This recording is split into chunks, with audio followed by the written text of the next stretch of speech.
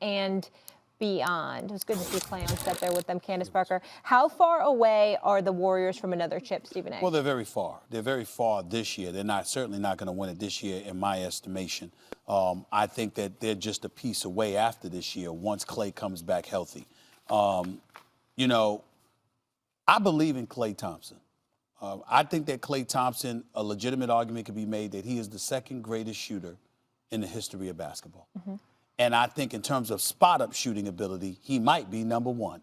The reason why we absolutely give Steph Curry the advantage is because Steph Curry, that nasty handle of his and how he shoots off the dribble, Klay, that's not Klay. And so because of that, we got to give Steph that amount of love.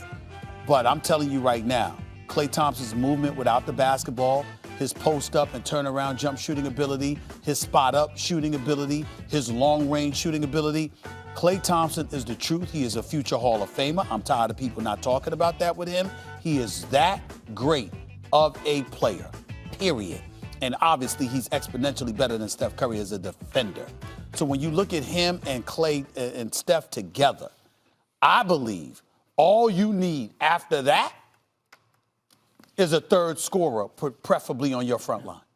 That's it. Somebody on your front line. It can't be another guard, like, or whatever, because we're talking about defense needing to be played as well. You should be happy I said that. The point is, on your front line, somebody that can give you 18 to 20. That's what you need. And they're not going to have that this year. So I'm not saying they're going to win the championship this year. I don't think that it's over in terms of how Barkley came across like they can never win again. I don't believe they're going to win this year, but I do believe that when Klay Thompson comes back, he's coming back this year. I don't give a damn what anybody says. I believe Klay Thompson, we will see Klay Thompson this season. And if he comes back anywhere close to what he is, they will make the playoffs. And they could potentially knock somebody out in the first round. Right, but they have zero chance to win a championship this year. That, I mean, if Charles Barkley is talking about this year, of course, who thinks they have a chance to win a championship other than the guys in the locker room and even them? Forget that. Yeah. Going forward, their championship window isn't closed. What is the identity of the Warriors? I always say it, when you boil it down to one person, Draymond? it's Steph Curry. Two people, if you expand it a little bit, it's Draymond Green, Steph Curry and Draymond Green. His pick and roll partner, the guy who allows him to play 5 out, the dive on the floor for the loose balls guy, everything. The guy who plays big in the playoffs. If you expand it a little more, his Splash Brother partner, Klay Thompson. Stephen A. is right. He's one of the greatest shooters of all time. He's capable of getting hotter. He gets hotter than any player who ever lived. No player who ever lived gets as hot as Klay Thompson. But now expand it out one more, okay? Who is it? You know what the fourth piece was, and it always was? Iguodala. Iguodala. Think of how hard it is to find a guy like this.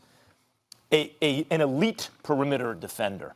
A guy who can play point if you need him to, and dribble and pass and all those things. Get his own shot if you need him to. A guy who hits big shots, and an unselfish player willing to do whatever you ask of him, who can finish at the rim, everything, but also will come off the bench, will start, will take the other team's best player, like when Iguodala won Finals MVP the way Kawhi did for the defense he played on LeBron.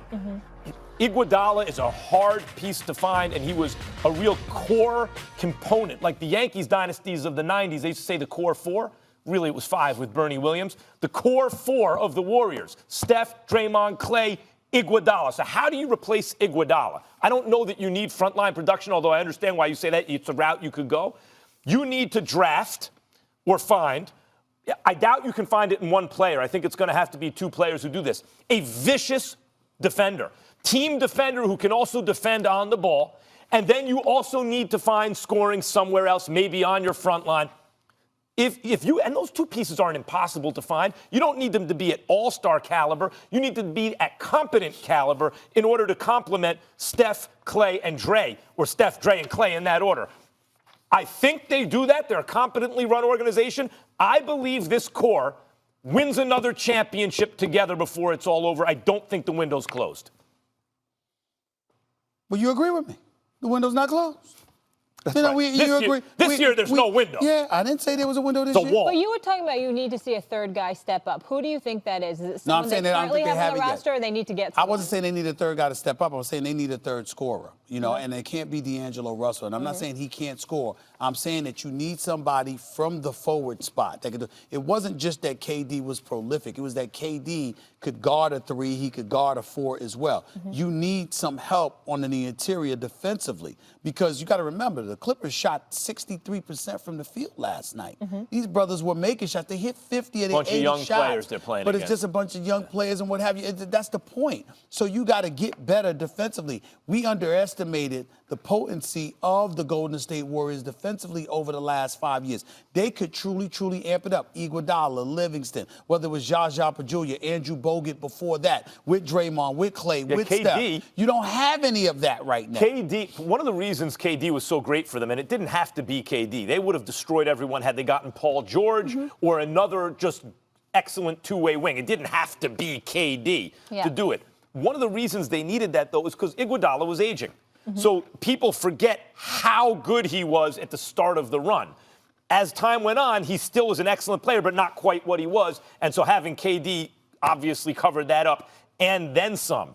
But that's what you, when you think of the defense on that team, Steph Curry's a willing team defender, can't defend on the ball, he's too small. But everybody else on that team was a monster. Draymond Green, you mentioned Bogut. Later on, it was KD, and then it was Iguodala and Livingston, and Clay. Everyone you saw was a beast defensively. Can I ask you guys this? Because we're almost done with the show. The final block, we're going to go through a full slate of NFL games. Obviously, talking a lot of NBA. We're all hyped up out here in LA.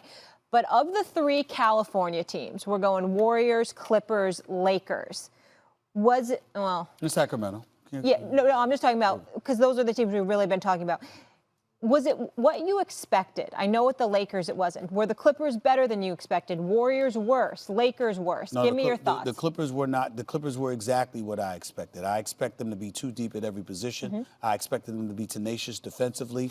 Obviously, you've got perimeter shooting with the likes of Shamet and Lou Williams. Patrick Beverley is going to be a spark plug defensively, and he's going to take on the toughest defensive assignments. Doc Rivers utilizing him along with Kawhi Leonard and Mo Harkless, who came from Portland, utilizing them defensively against LeBron interchangeably. Those are all things that I expected.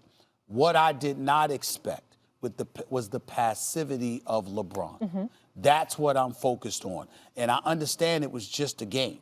And I understand there's 81 more games to go. And LeBron James has been around too much, too long to ignore the big picture in favor of the old picture. But what I'm trying to say is that's not what Tuesday night was about. See, if LeBron had played well in the June and he was the champion and Kawhi was in town and LeBron had left for L.A., it's no big deal. So what? That type of attitude would have been totally understandable. The problem was while Kawhi was winning a championship, LeBron, for the first time in a decade, was home.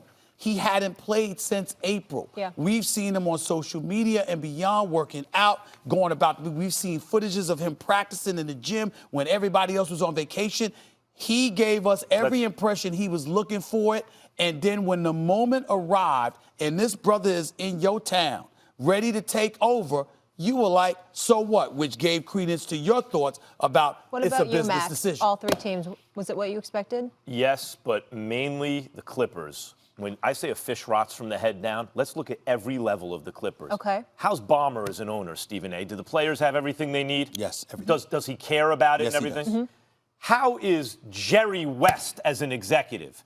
The Elite. Greatest of all time. Elite. How is Doc Rivers as a coach? Elite. A Hall of Fame coach who's a championship caliber coach.